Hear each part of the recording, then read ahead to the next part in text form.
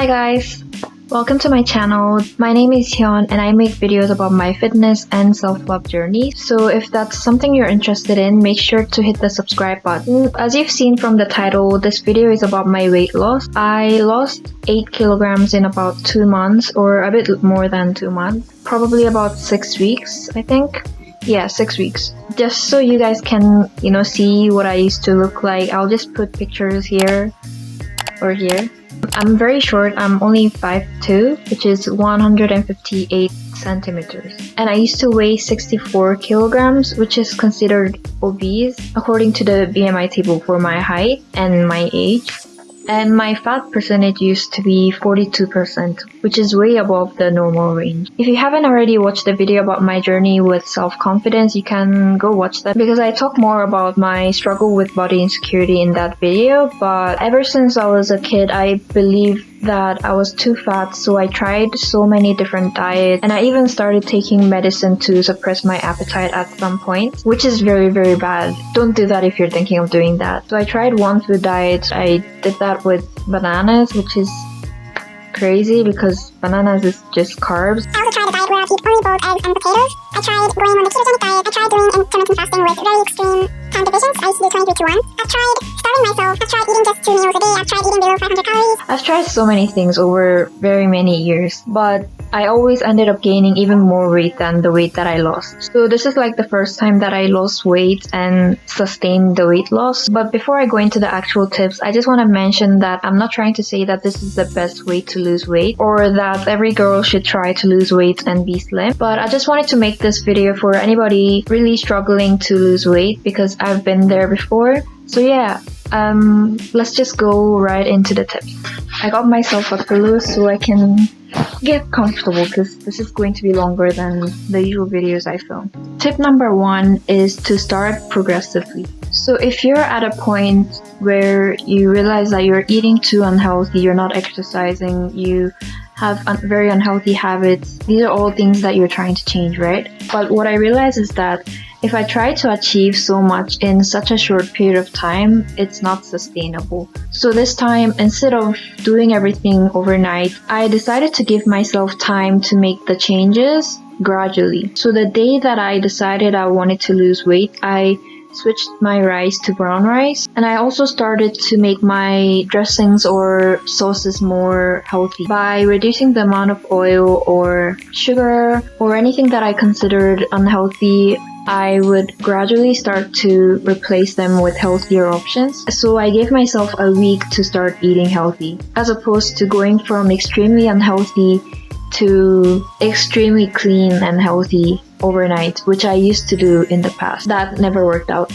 I feel like this also reduces the amount of stress that you put on your mind, because already trying to lose weight in itself is stressful because it involves so many changes and doing things that you are not yet comfortable with. So I feel like it's really important to do them in small steps. So I did that with my diets and also with working out.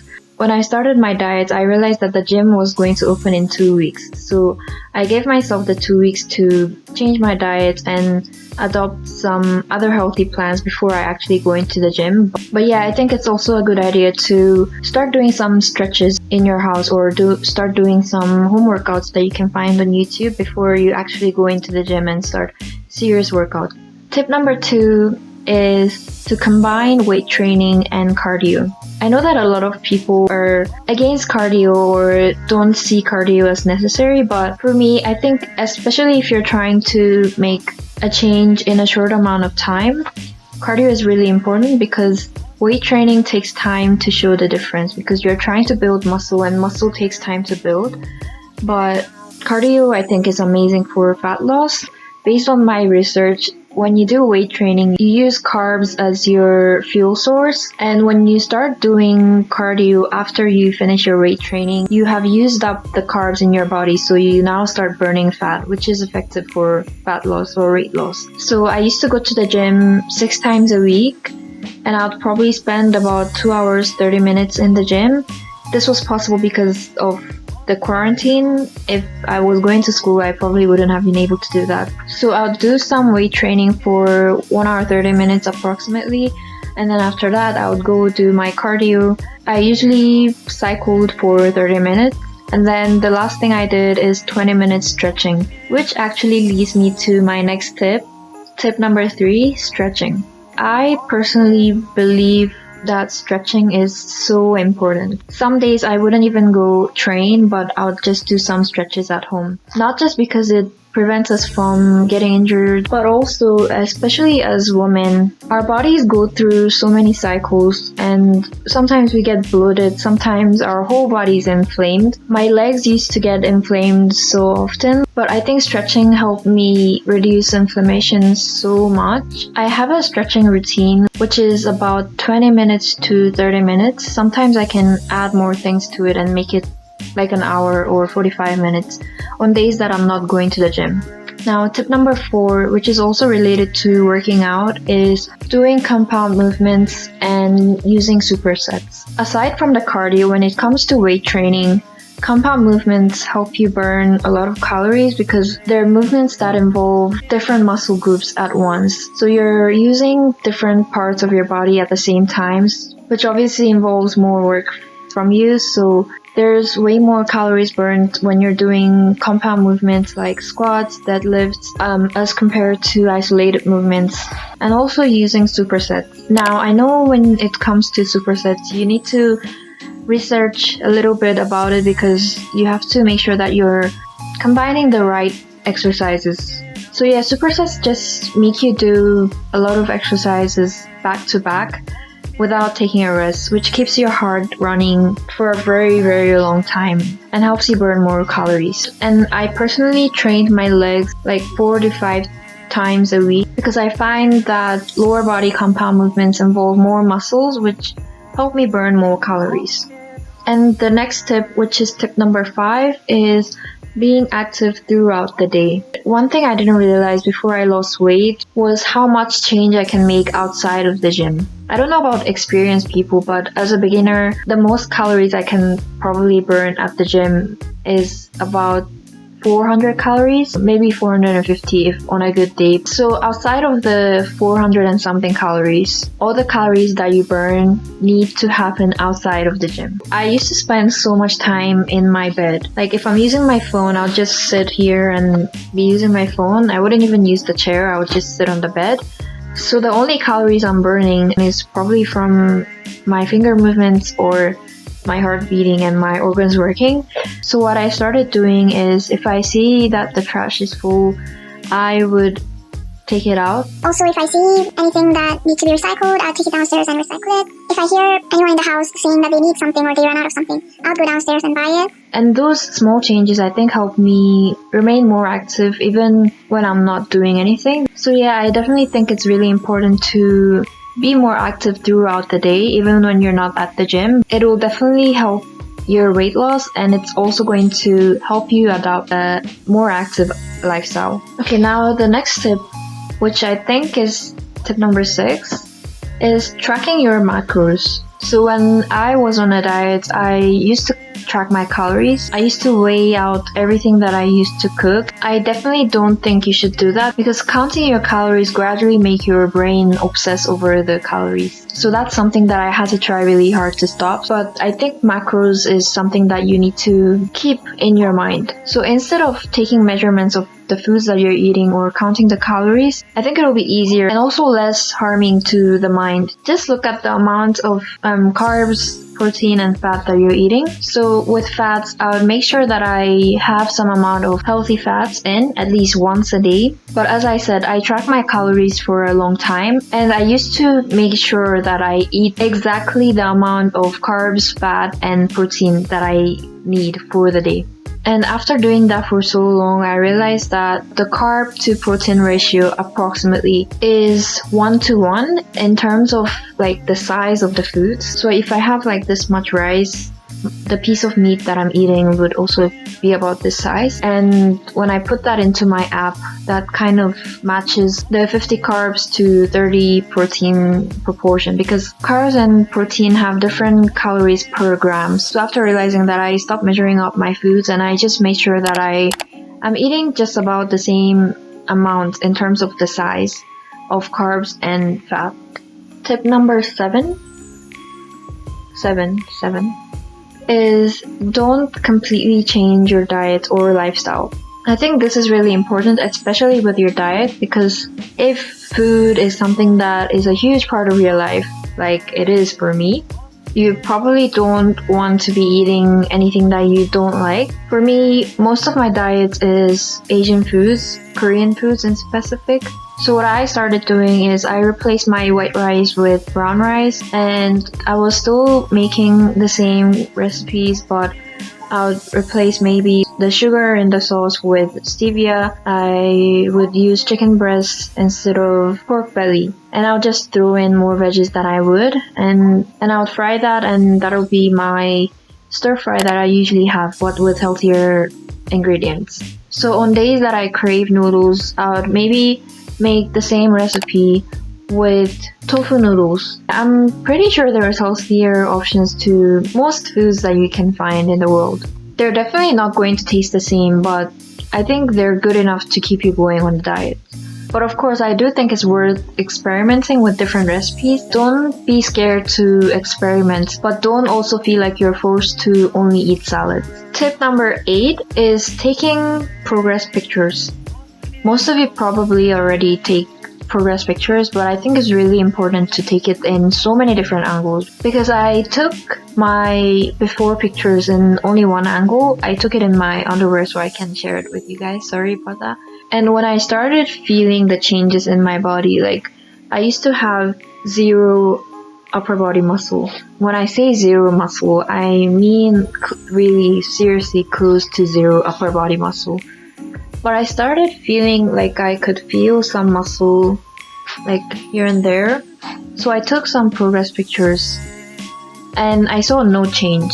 Like the pictures look exactly the same, especially when it comes to my arms. And I wish I did like different poses and different angles when I took my before pictures. So I definitely think that you guys should take your pictures in different poses and different angles. I also think pictures are really important because, especially for women, our weight fluctuates so much.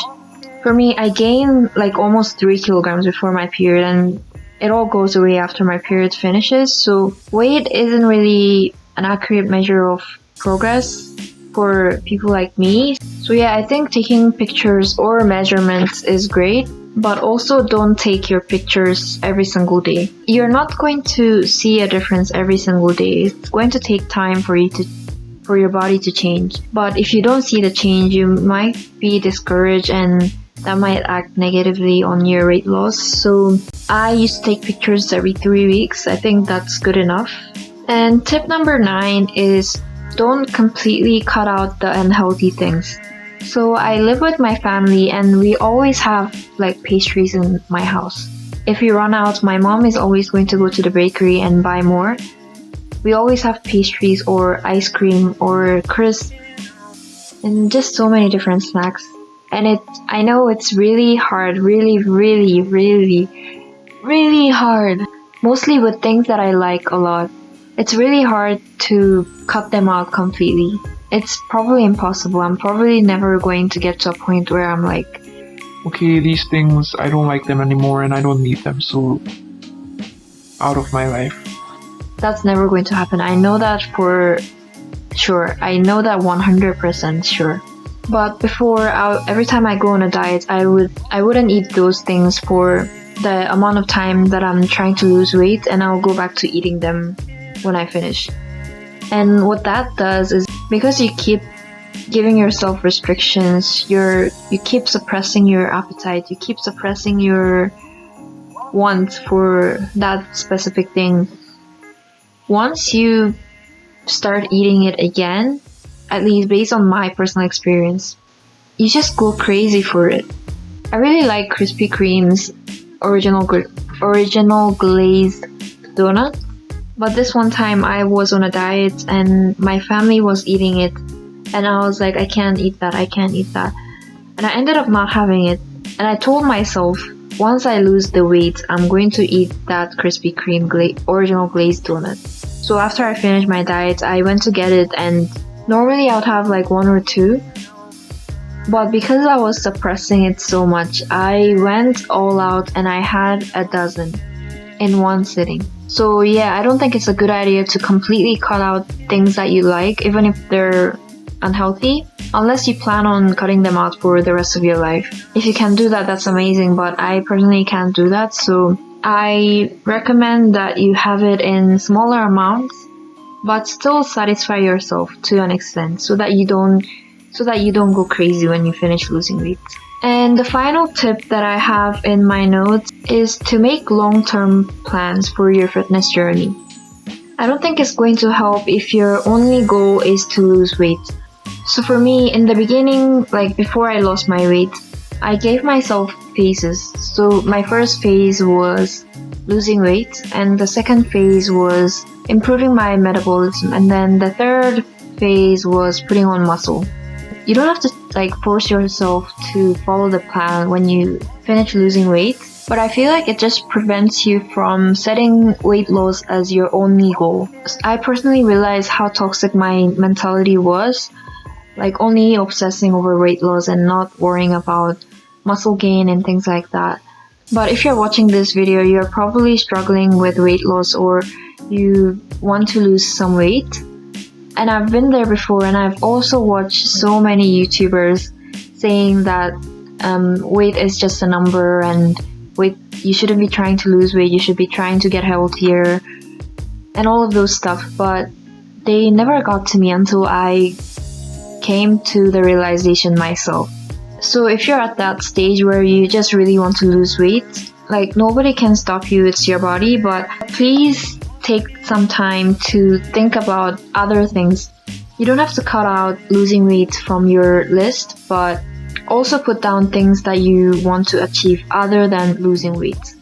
Maybe putting on some muscle in your arms, maybe getting a stronger core. That's going to help you keep going even when you lose your weight goal. And I think it's really going to help you learn more about yourself and the things that you need to change to have a healthier body and mindset. I just remembered another tip, so I just want to quickly give you guys that one.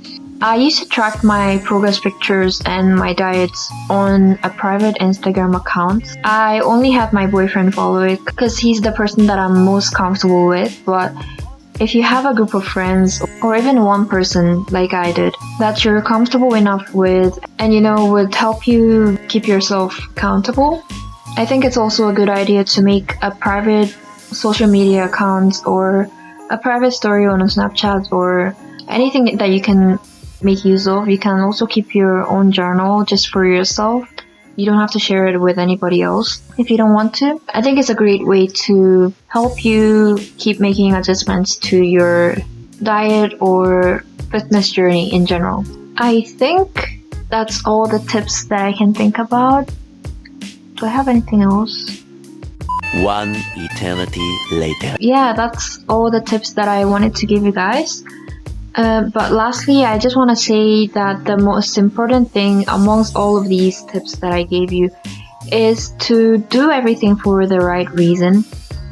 To do it for yourself and not for other people's eyes, and not to look like somebody else, because you are beautiful the way you are. And if you've put on some weight and you're not 100% happy with the way you look, that's also okay. I mean, of course, the goal is to always love yourself and always be happy with how we look and not compare ourselves to other people all the time. But to be honest, all of us do it sometimes, and it's okay as long as we acknowledge it and always strive for both healthier mind and body. Anyways, thank you so much for watching this video. I hope some of my tips are actually going to help you guys. If you have any questions or you want to share your experience or feedback or anything, just put them in the comments below. Also, like this video if you enjoyed it and follow me on Instagram here. And I'll see you guys in my next one. Bye!